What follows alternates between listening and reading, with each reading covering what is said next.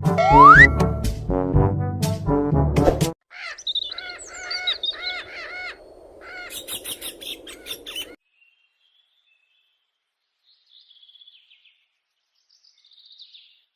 छोटे से कस्बे में एक साधारण सा घर था, जहां अजय, उसकी पत्नी सुनीता और उसकी बेटी रिया रहते थे। अजय मेहनत मजदूरी करता था और सुनीता घर का काम संभालती थी। वह बहुत गरीब थी। सुबह का समय था। सुनीता चूल्हे पर खाना बना रही थी और अजय वहीं बैठा हुआ खाना खा रहा था। अजय खाना खाकर तैयार होकर जब काम के लिए निकलता है तो सुनीता उसे कहती है, अजी आज जल्दी घर आ जाना, रिया की तबीयत कुछ ठीक नहीं लग रही। हाँ हाँ सुनीता, मैं जल्दी लौटने की पूरी कोशिश करूँगा। अजय जैसे ही दरवाजे की तरफ बढ़ा और जैसा ही वह घर से बाहर आया, रिया ने धीमे से कहा, पापा जल्दी आना।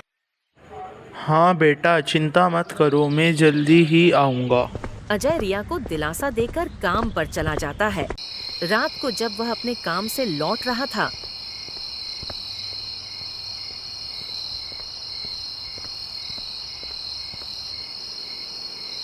अचानक एक तेज रफ्तार ट्रक ने अजय को टक्कर मार दी। हादसा इतना बुरा था कि अजय वहीं पर तुरंत बेहोश हो गया। अजय को देखकर लोग वहां पर दौड़ कर आए और वहां भीड़ लग गई। अरे भाई, देख क्या रहे हो? जल्दी इसे अस्पताल ले चलो वरना यह मर जाएगा। जल्दी करो भाई, जल्दी करो। लोगों ने अजय को अस्पताल पहुंचाया। एक आदमी ने सुनीता को भी ये खबर दी। ये सुनते ही वे घबरा गई और तुरंत अस्पताल पहुंची। डॉक्टर साहब मेरे पति कैसे हैं? आपके पति के दोनों पैर काटने पड़े हैं। स्थिति नाजुक है लेकिन हम पूरी कोशिश कर रहे हैं। ये सुनते ही सुनीता की आंखों में आंसू आ गए। अगले दिन जब अजय को होश आया तो उसने सुनीता से कहा, मेरे मेरे पैर सुनीता। आप घबराइए मत, मैं आपके साथ हूँ। नहीं सुनीता, अब सब खत्म हो चुका है। अब मैं कुछ नहीं कर पाऊंगा। इससे अच्छा तो मैं मर ही जाता। भगवान पर भरोसा रखिए, सब ठीक हो जाएगा। सुनीता ने अजय को बहुत समझाया, पर वह पूरी तरह से हार चुका था। फिर सुनीता उसे किसी तरह घर वापस ले आई।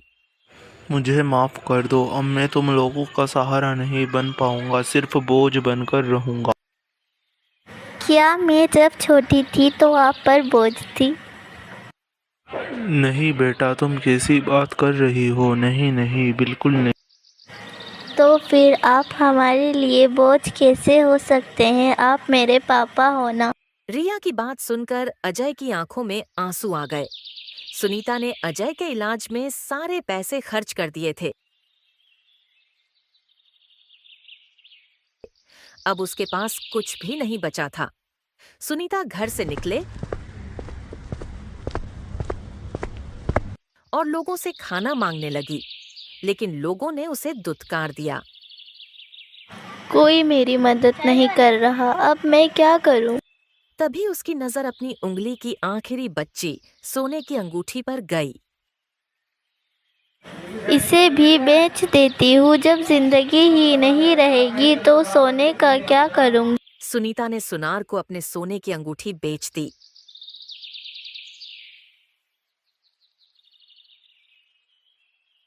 सुनीता ने अंगूठी बेचकर घर के लिए राजमा चावल खरीदा।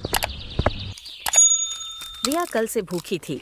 उसने जल्दी जल्दी राजमा चावल खाया और कहा, यह बहुत स्वादिष्ट है माँ, लेकिन उतना स्वादिष्ट नहीं जितना आप बनाती हो। माँ, माँ, आप सुन रही हैं ना? माफ करना बेटा, मैं किसी सोच में डूबी हुई थी। माँ, आप राजमा चावल क्यों नहीं बेचना शुरू कर देती? सुनीता को रिया का आइडिया अच्छा लगा। उसने अंगूठी बेचकर मिले पैसे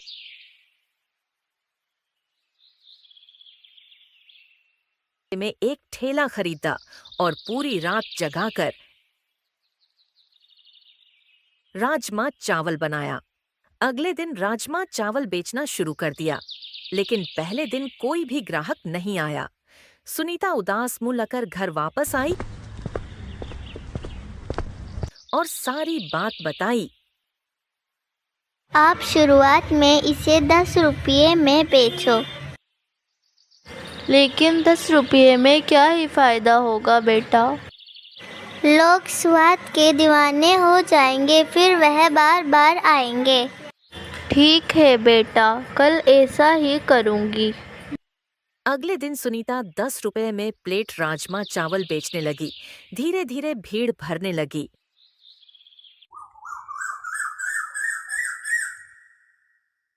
सुनीता, मैं थोड़ी देर बाद एक बोर्ड लगा दिया, गरीबों के लिए 10 रुपए, अमीर अपनी मर्जी से दे और जो भूखे हैं उनके लिए मुफ्त। तभी एक शहर की लड़की अपने पिता के साथ आई। वह कुछ दिन पहले राजमा चावल खाकर गई थी और उसके पिता शहर के डीएम थे।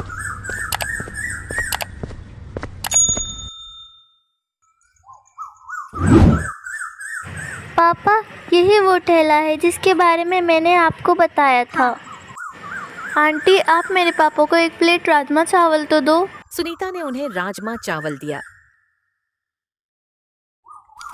डीएम ने राजमा चावल खाया और कहा,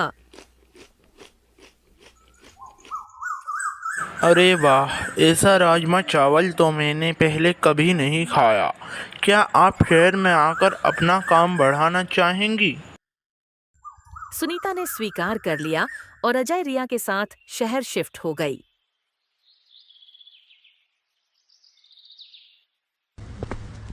कुछ दिन बाद नकली पारों की मदद से अजय फिर चलने लगा। उनकी मेहनत रंग लाई और उनका छोटा सा ठेला एक बड़ी दुकान में बदल गया। गरीब सब्जी बर्गर वाली। बहुत समय पुरानी बात है। एक सुंदरपुर नाम का गांव था। वह गांव अपनी सुंदरता के लिए मशहूर था। उसी गांव में रहने वाली परी अपने माता पिता के लाड़ प्यार में पल रही थी। वैसे तो वाह लोग बहुत गरीब थे, लेकिन ऐसे कैसे परी और अपना पेट पालने के लिए वाह तीनों एक छोटे से घर में रहा करते थे। परी के माता पिता हर रोज शिवनगर रेलवे स्टेशन के पास रोड पर समोसे बेचा करते थे। उसी से उनके घर का गुजारा चलता था।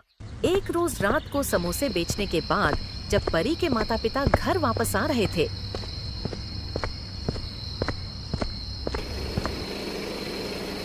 तब एक बस से उनका एक्सीडेंट हो गया, जिसका कारण परी के माता पिता परी को हमेशा के लिए अकेला छोड़कर चले गए। परी के सामने ही पड़ोसियों ने परी के माता पिता का अंतिम संस्कार किया। जब तक चिता की आग ठंडी नहीं हुई, वाह, बेचारी वैसे ही फुट फुट कर रोती रही। 2 दिन तक परी भूखी प्यासी अपनी झोपड़ी में रही। मुझे बहुत भूख लगी है। अगर माँ होती तो मेरे लिए खाना बना देती। अब मैं क्या खाऊं? बड़ी उम्मीद से परी घर के हर कोने में खाना ढूंढती है। घर में खाने को कुछ भी नहीं मिलता तो बाहर जाकर कुछ ढूंढने का फैसला करती है। परी सड़क पर भटकते हुए एक ठेले के पास जाकर रुक जाती है। वहां रखी मोटी रोटी को देखकर कहती है, यह तो बिल्कुल वैसी ही रोटी लग रही है जैसी माँ बनाती थी। अगर मुझे एक रोटी भी मिल जाए तो मेरा पेट भर जाएगा। परी ठेले वाले से कहती है, अंकल अंकल, क्या आप मुझे एक रोटी देंगे? बहुत भूख लगी है। उस व्यक्ति का नाम मोहन था, जो कई सालों से वहां बर्गर बेच रहा था। वह परी को देखता है। उसको ऐसी हालत में देखकर सोचता है, कैसी गरीब लड़की है। एक काम करता हूँ, इसे बर्गर का 2 गुना दाम बता देता हूँ। चल 200 रुपये निकाल। परी चौंक कर कहती है, 200 रुपये? क्या यह मोटी रोटी इतनी महंगी है अंकल? अरे ओ मोटी अकल की लड़की, इसे बर्गर कहते हैं, मोटी रोटी नहीं।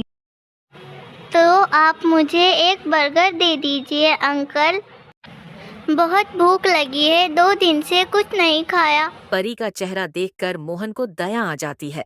वह रात का बचा हुआ ठंडा बर्गर परी को खाने को दे देता है। परी बड़े चाव से बर्गर खाती है और कहती है, अरे वाह, ये बर्गर तो बहुत स्वादिष्ट है।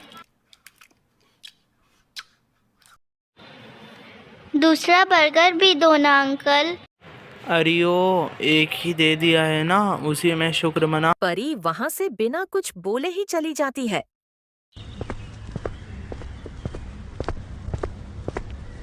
उसके दिन अब गरीबी और मायूसी में बीतने लगे। उसे समझ आता है कि इस दुनिया में कौन अपना है और कौन पैर आया। ऐसा कैसे चलेगा? मुझे अपना पेट पालने के लिए कुछ करना होगा। क्यों ना मैं अंकल की तरह बर्गर बनाकर बेचूं और कमाकर हाँ, यह सही रहेगा। कल अंकल के पास जाऊंगी और बर्गर बनाना सीखूंगी। परी बर्गर बनाना सिखाने के लिए मोहन की दुकान पर जाती है। मोहन उसे गुस्से से देखता है और कहता है, अरे ओ गरीब लड़की, फिर यहाँ फ्री का बर्गर खाने आई है क्या? नहीं अंकल, मैं आपसे बर्गर बनाना सीखने आई हूँ ताकि मैं भी बर्गर बेचकर कमा सकूँ। क्या तू मेरी बराबरी करेगी? और मुझे क्या पागल कुत्ते ने काटा है जो तुझे बर्गर बनाना सिखाऊंगा? चल भाग यहाँ से और आइंदा मेरी दुकान के पास भी मत आना। परी को डांट कर भागा दिया जाता है। निराश होकर परी सब्जी मंडी में आ जाती है। वहां पर फेंकी हुई सब्जियां इकट्ठा कर घर ले आती है। उन्हें अच्छे से धोती है। चोरी छुपे मोहन की दुकान पर बर्गर बनते दिखते हैं। किसी से पैसे मांगकर वह बर्गर बनाने का सामान खरीदती है। ठेले के पैसे न होने के कारण वह बेचारी सड़क किनारे वैसे ही बर्गर बेचने लगती है। आओ आओ प्यारे लोगों, स्वादिष्ट और सस्ता सब्जी बर्गर खाओ। जल्दी जल्दी आओ, देर ना लगाओ। उसकी मधुर आवाज सुनकर लोग उसके सब्जी वाले बर्गर खाने को मजबूर हो जाते हैं। एक महिला नीता देवी उसका सब्जी वाला बर्गर खाने के बाद बहुत खुश हो जाती है और कहती है, तुमने यह कहाँ से सीखा बेटी? मैंने खुद से सीखा है मैडम जी। मेरे माता पिता अब इस दुनिया में नहीं हैं। सब्जी बर्गर बेचती हूँ। लोग अब परी के स्वादिष्ट सब्जी वाले बर्गर की ओर आकर्षित होने लगे। एक दिन एक बड़े व्यापारी अमरनाथ वाहन आते हैं और कहते हैं, बेटी, मुझे अपने अनाथ आश्रम के बच्चों के लिए 1000 सब्जी बर्गर चाहिए। परी पहले थोड़ा हिचकिचाहटी है। अमरनाथ उसे देखकर समझ जाता है कि बच्ची थोड़ी डरी हुई है। अमरनाथ कहता है कि मैं तुम्हें सारा सामान दूंगा, तुम बस हिम्मत मत हारो और तुम मुझे आराम से 2-3 दिन में बर्गर बनाकर दे दो। परी ऑर्डर को स्वीकार कर लेती है।